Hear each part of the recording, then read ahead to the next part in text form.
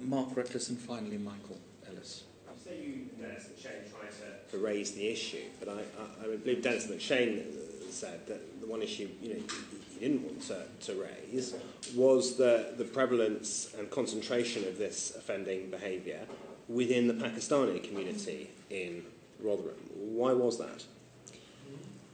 I don't know why Mr McShane said what he said, but I think there was some sort of fear culture in the community. And I do often think that people were frightened of raising the issue. I don't think that's anything to do with the ethnic issue. I think it's a genuine fear. Who did you fear? I didn't fear anyone, really, in that sense. I raised these issues. We brought reports to the Area Child Protection Committee, shown to the Safeguarding Children Board. Just like, what I really can't understand is how you were so ineffective in raising these issues once you became the Director of Children's Services. I mean, did you have ultimate sort of management responsibility for all the social workers in Rotherham working with children? In 2007, can I say that the first operation that the J report refers to was largely unreported, and that was the first serious issue where Matt Jukes and his team worked tirelessly with our staff to prosecute a man who had offences against children.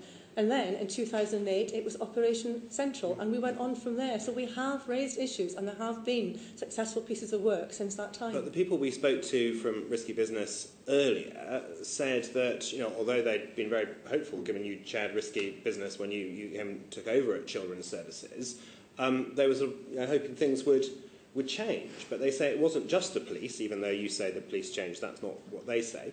They also said that they were always trying to press social workers to take these young girls onto their casework and caseload, and they wouldn't do so very often. And those people were reporting directly to you. Why were they so resistant of looking after these young girls? Social workers did not directly report to me until July 2008. I was not responsible for managing social workers until that time. Okay, but even so you're then telling us that after that time that was no longer the case and you dealt with it, because again that doesn't seem consistent with the evidence we got earlier.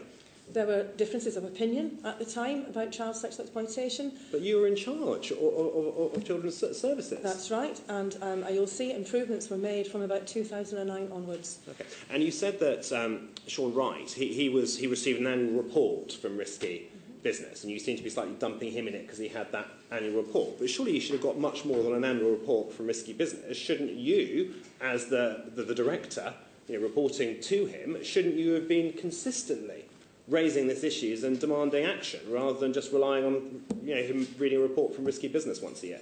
I'm not dumping this issue on Sean Wright, none whatsoever. I'm just trying to explain. So it was your fault for not raising it with him sufficiently? No, I'm not saying it's my fault. We would meet regularly, we would talk about issues. He was briefed on the operation in 2007, he was briefed on the operations in 2008 and onwards from that. We did share information.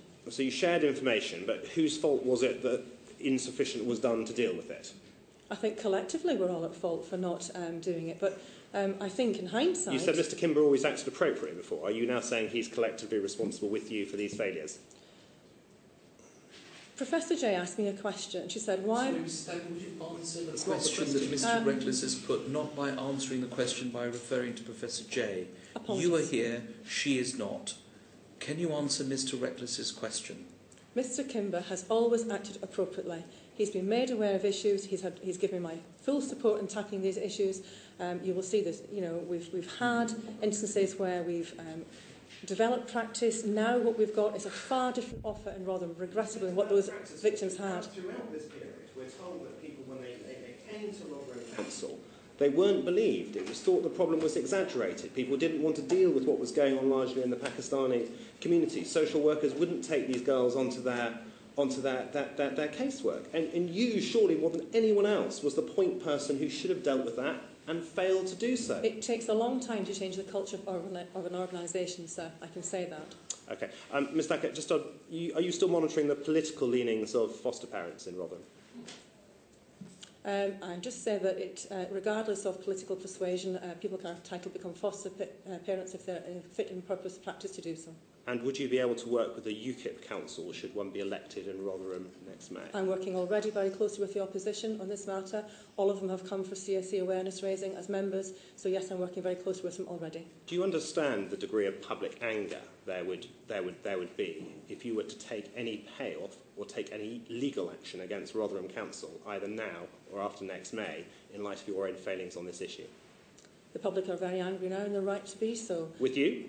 With us all, and with me in particular, absolutely. Thank you. Just confirm for the record, I said Mr Kimball was on £130,000 a year. You said £160,000, Mr Kimball. Correct, yeah. Your salary is £130,000. Is that right, Ms Thacker?